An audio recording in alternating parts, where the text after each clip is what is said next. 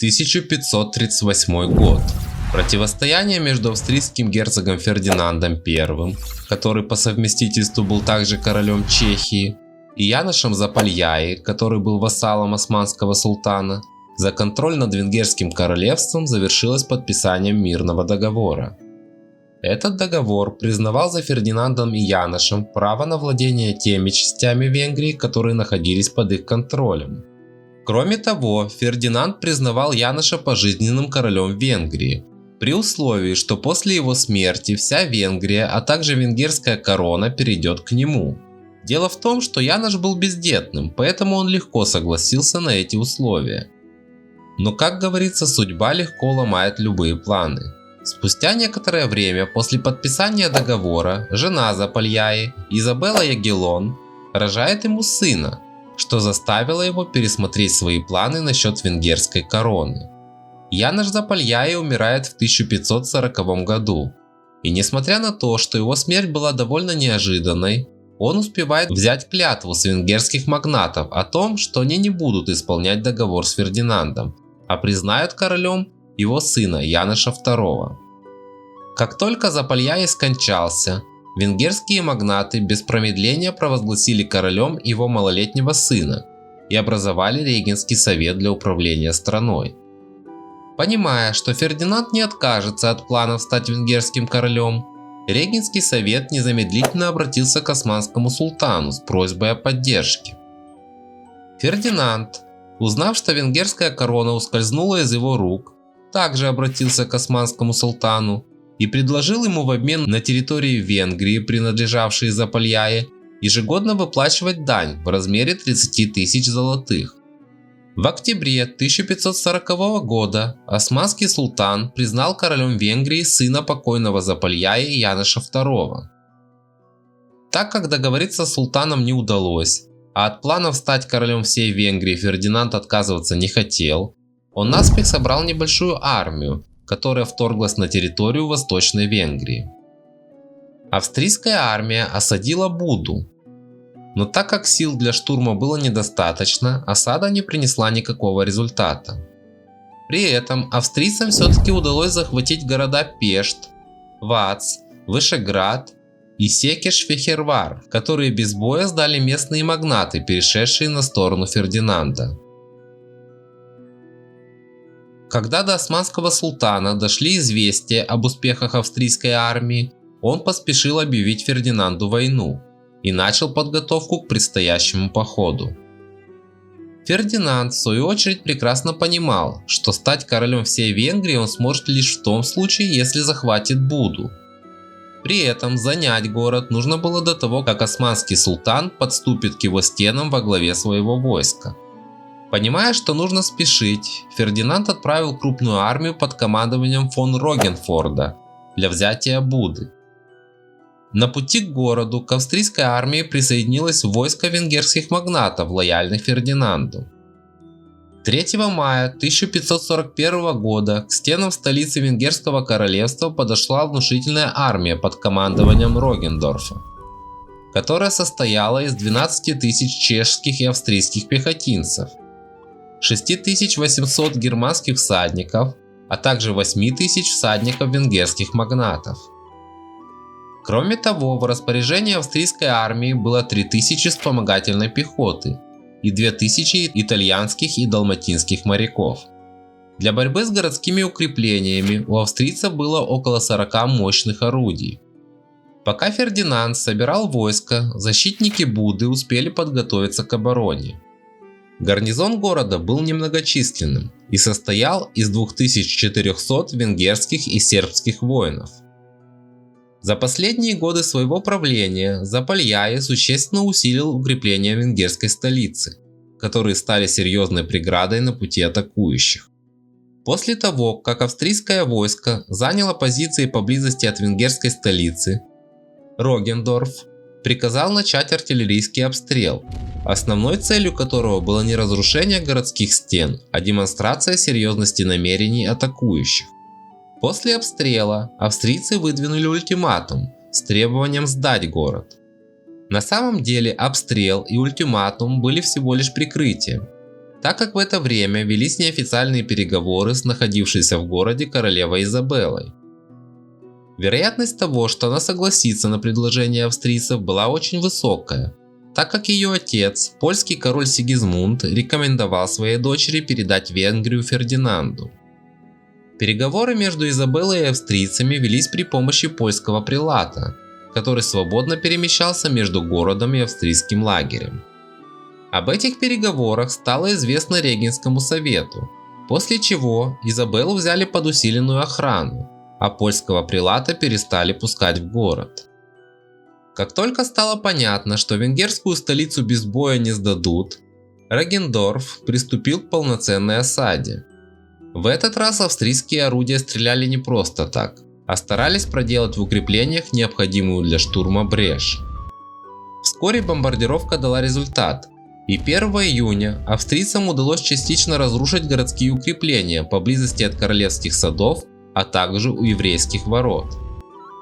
Именно в этот момент всем стала очевидна главная слабость атакующей армии, а именно то, что она состояла из разных народов, которые плохо координировали действия друг с другом.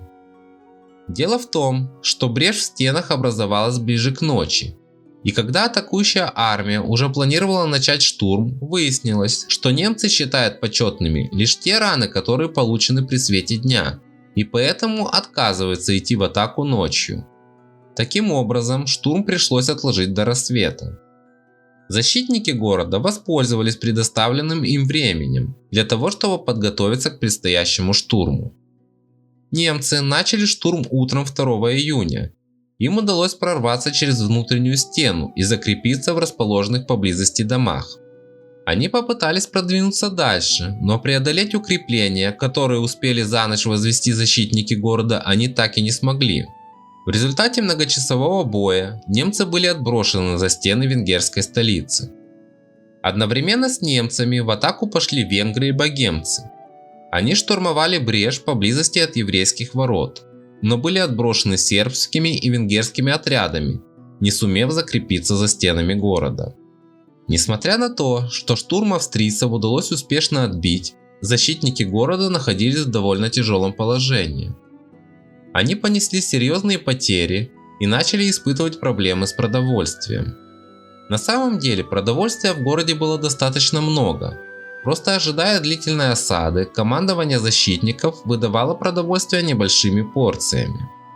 Вскоре в Буду пришло письмо от султана, который сообщал, что спешит на выручку и призывал стойко держаться до его прихода.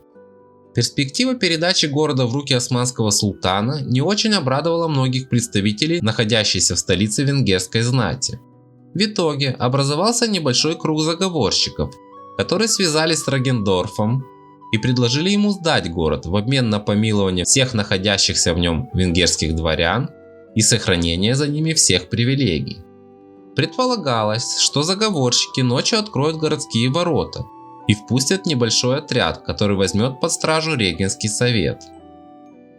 У заговорщиков было одно важное условие, которое заключалось в том, чтобы отряд состоял из поддерживающих Фердинанда венгров. Регендорф согласился на все условия заговорщиков, но в последний момент усомнился в надежности своих венгерских союзников и решил послать вместо них отряд австрийской пехоты. Когда заговорщики открыли ворота, они услышали, что пробравшийся в город отряд разговаривает между собой по-немецки и решили не провожать его к месту расположения Регенского совета.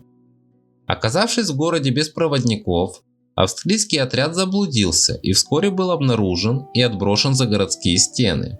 Сами заговорщики сумели покинуть осажденный город и избежать расплаты за предательство. В конце июня к осажденному городу подошло османское войско под командованием визиря Мехмед-Паши. А немного позже до города добрался речной флот осман, который привез провизию и боеприпасы. Вопрос о численности османского войска является спорным. Достоверно известно лишь то, что османский речной флот был меньше австрийского. Что касается сухопутной армии осман, то она включала в себя около 7000 янычар, а также татарских и османских всадников. Можно смело утверждать, что численный перевес осман был не критическим. В сложившейся ситуации у Рогендорфа было два варианта действий. вступить в бой с османами или беспрепятственно отступить от города. Он же отверг оба варианта, так как надеялся на приход многочисленного подкрепления из немецких земель. Османы разбили свой лагерь неподалеку от основного лагеря австрийцев. Ежедневно между противниками проходили небольшие стычки. Чтобы не терять людей в бесполезных стычках, Рогендорф запретил своим воинам самовольно покидать лагерь, после чего инициатива полностью перешла в руки осман. 18 августа австрийцы получили известие о том, что османский султан во главе второй части армии находится в неделе пути от венгерской столицы. Австрийцы прекрасно понимали, что после прихода султана преимущество будет на стороне осман, поэтому советники Рогендорфа требовали от него снять осаду и покинуть окрестности Буды.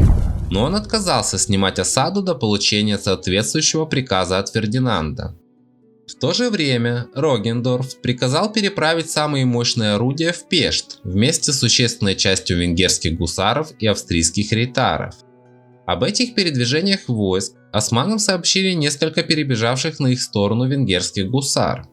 Получив ценную информацию, 20 августа незадолго до рассвета османы атаковали позиции австрийской армии. Одна из атак была направлена на Малый остров. Османский флот отогнал дозорные корабли австрийцев и высадил десант на остров. Сербские части на острове были застигнуты врасплох и быстро разбиты, что позволило османам захватить 6 больших пушек. После занятия острова османы перешли по наплавному мосту на правый берег и нанесли удар по размещенным там богемским частям. Но контратака австрийцев заставила их вернуться на захваченный ранее остров. Затем, при поддержке флота, австрийцам удалось выбить осман с захваченного острова.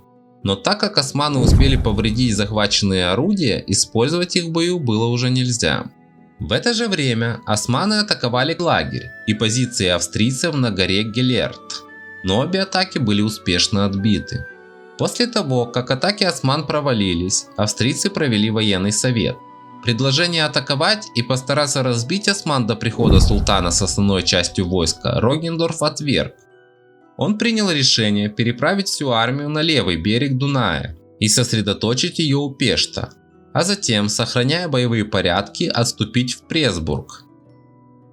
Современники утверждают, что на отступлении настояли союзные австрийцам венгры, так как их командующий утверждал, что в случае отказа отступать, он самовольно покинет лагерь вместе со своими людьми.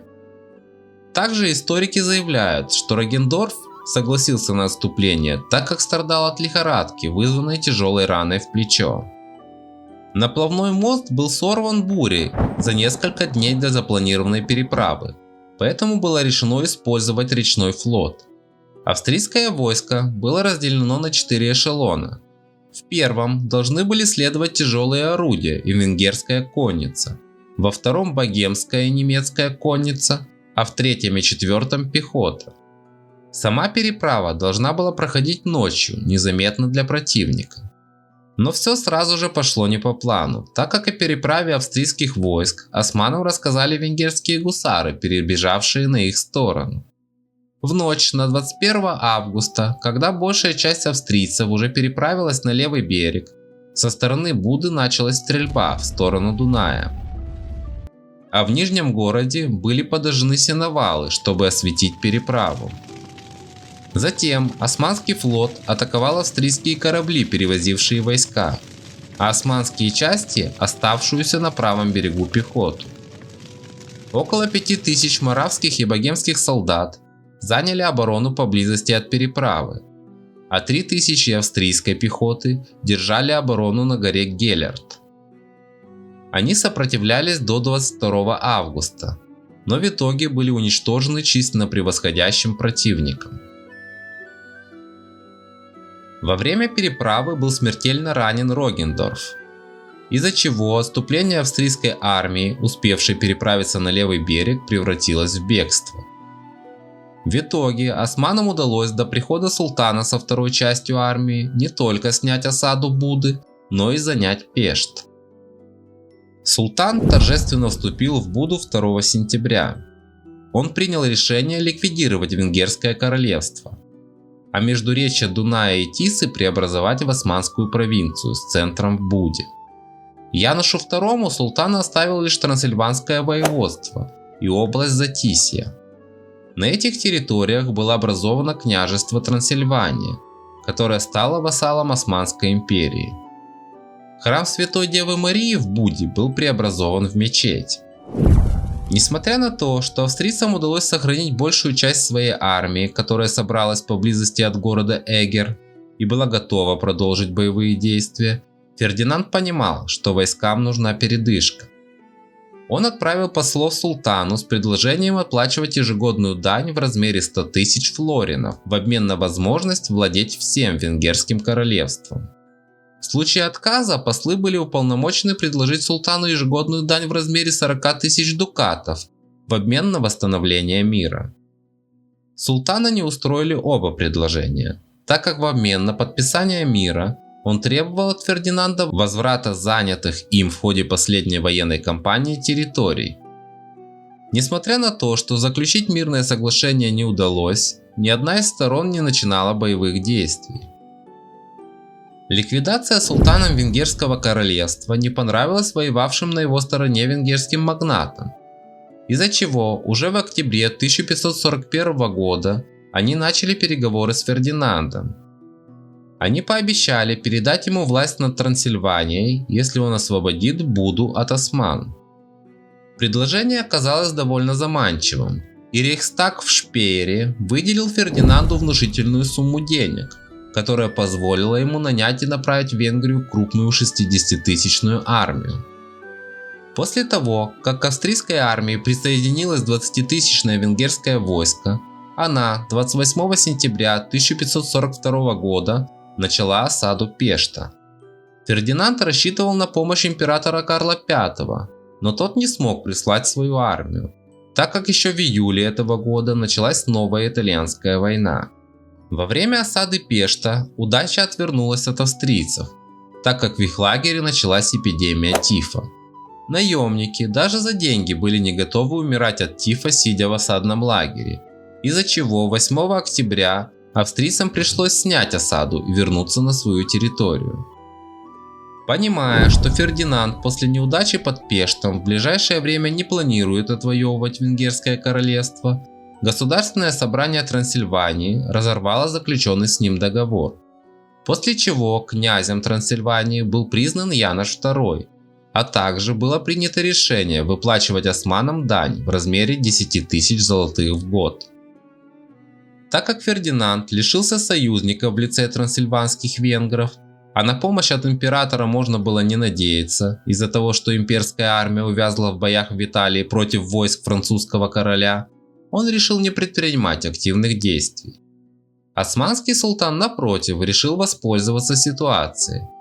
23 апреля 1543 года он во главе 200-тысячного войска начал новый поход. Военная кампания развивалась довольно успешно для осман, так как собственных сил для отражения атаки у Фердинанда не хватало, а денег, чтобы воспользоваться помощью наемников, не было. Таким образом, 23 июля османы в результате стремительного штурма занимают город Вальпо. Развивая успех, османские войска в июле 1543 года занимают города Печь и Шиклаш, а 10 августа после осады, которая продолжалась около 3 недель, османы занимают Эстерок. Практически не встречая серьезного сопротивления, многотысячная османская армия 17 августа занимает город Тату, а спустя несколько недель, 4 сентября, им сдается город Секиш-Фехервар. После занятия города отряды татар отделились от османской армии с целью грабежа, но удача от них отвернулась, так как они были разбиты отрядами Миклаша Зриньи. Несмотря на разгром татарской армии, сил для того, чтобы всерьез противостоять османам, ни у Фердинанда, ни у лояльных ему хорватских и венгерских магнатов не было. Поэтому султан смог продолжить наступление. В конце апреля 1544 года османские войска захватили город Вышеград, что дало им возможность взять под контроль навигацию на Дунае. Лишь в Хорватии османам не удалось добиться ощутимых результатов. так как оборону в этом регионе удерживали Миклаш Зринья и Бильдерштейн, которым сопутствовала удача. В конце 1544 года Фердинанду и Карлу V пришлось заключить мир с османами. Дело в том, что противостояние с Францией в ходе очередной итальянской войны требовало напряжения всех сил империи, а в самой империи назревал серьезный конфликт с протестантами, из-за которого впоследствии разгорится настоящая гражданская война. Договор был подписан на условиях, выгодных султану. За сторонами оставались территории, которые они контролировали, но Фердинанд за принадлежавшую ему часть Венгрии обязался выплачивать ежегодно по 30 тысяч золотых. На этом война завершилась. Если вам понравилось это видео, не забывайте подписываться на мой канал. Будем разбираться в истории вместе.